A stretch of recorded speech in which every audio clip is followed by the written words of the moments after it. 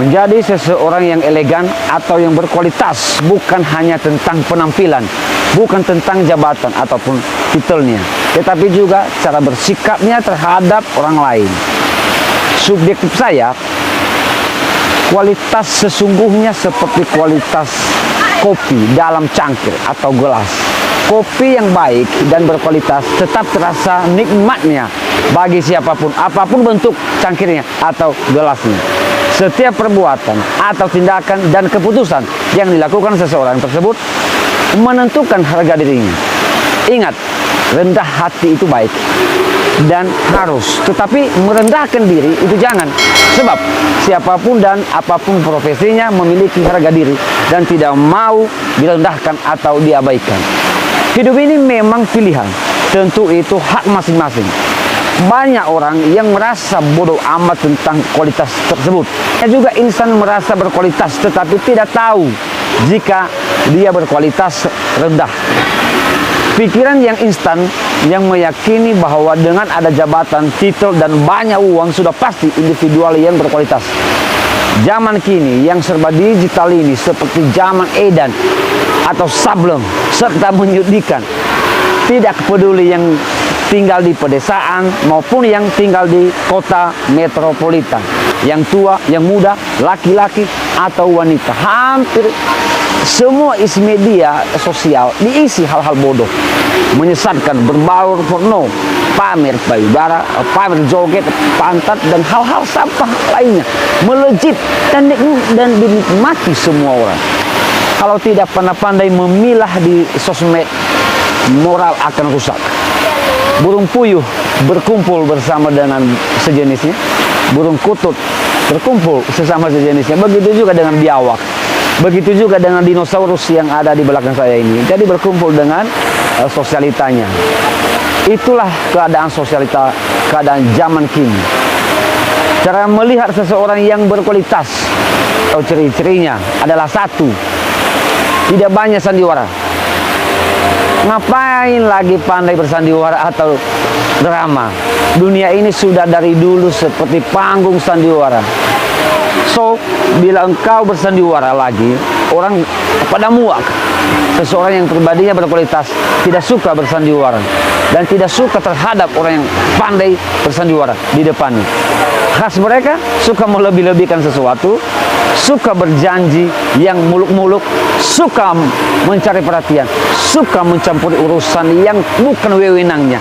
Jadilah dirimu sendiri lebih baik dan lebih menyenangkan, sebab bila hanya pandai sandiwara dan suka memakai topeng, hidupmu tidak selamanya dan tidak pernah bahagia, sebab hidupmu penuh dengan kebohongan.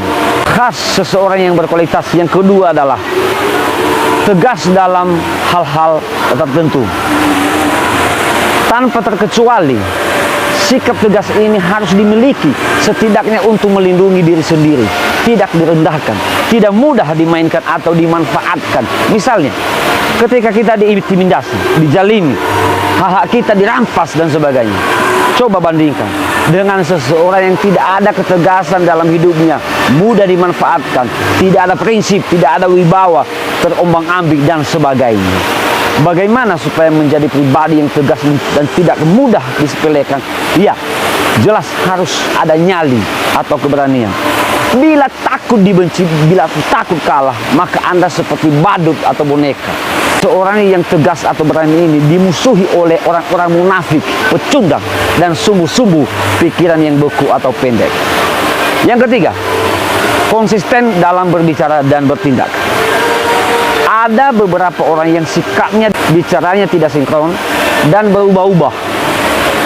Hari ini bilang A, besok bilang B, dan lain sebagainya. Tentu tidak berwibawa dan tidak berkualitas. Orang biasa dan apalagi pemimpin, apapun itu harus ada konsistensi. Berjanjilah atau punya komitmen pada apa yang Anda yakini bisa dilakukan. Jangan suka berjanji yang muluk-muluk atau yang manis-manis saja, tak ada gunanya sama sekali. Bicara yang hebat, manis, tanpa tindakan yang nyata. Kalau ada seseorang pemimpin seperti ini, sangat buruk sekali dan bodoh.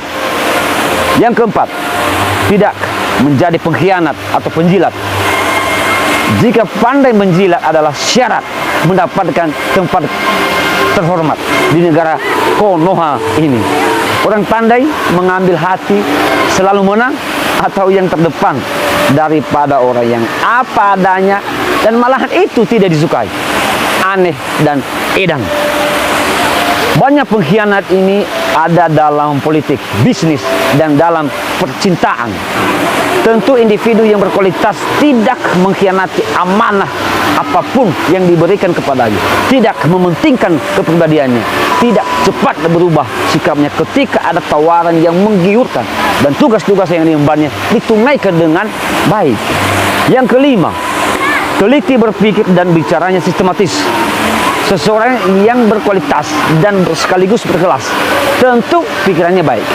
Dapat dilihat apa saja yang dia sering bicarakan. Tutur katanya sopan, pembawaan dirinya tenang, dan dalam hal kecil pun seperti tertawa, senyum, kapan bicara dan kapan dia tertata baik semuanya.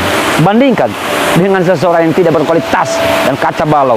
Gaya berpikirnya instan, bicaranya kaca balau, tidak tentu arah, acap kali bicaranya kasar.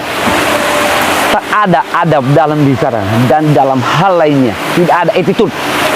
Tidak kalah penting juga media sosial seseorang, cara berpakaiannya, dan barang-barang yang dia miliki. Nampak kepribadian atau jati diri seseorang.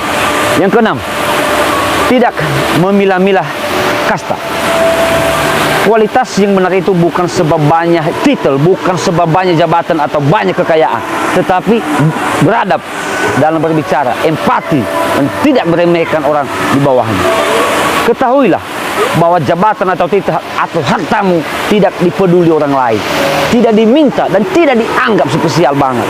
So, jangan terlalu bangga dan jangan terlalu merasa istimewa dengan jabatan atau harta yang Anda miliki. Orang tidak meminta kok. Akhir kata saya, mari sama-sama belajar untuk menjadi manusia yang bermanfaat, berkualitas, tegas, tetapi humanis. Ingat, bila engkau seorang pemimpin atau apapun itu namanya, bila atau bawahan juga, anggotamu atau salah satu salah, artinya Anda juga bagian dari kesalahan tersebut. Jangan melimpahkan semua kepada bawahanmu. Salam akal sehat dan tetap menjadi manusia yang baik dan bermanfaat.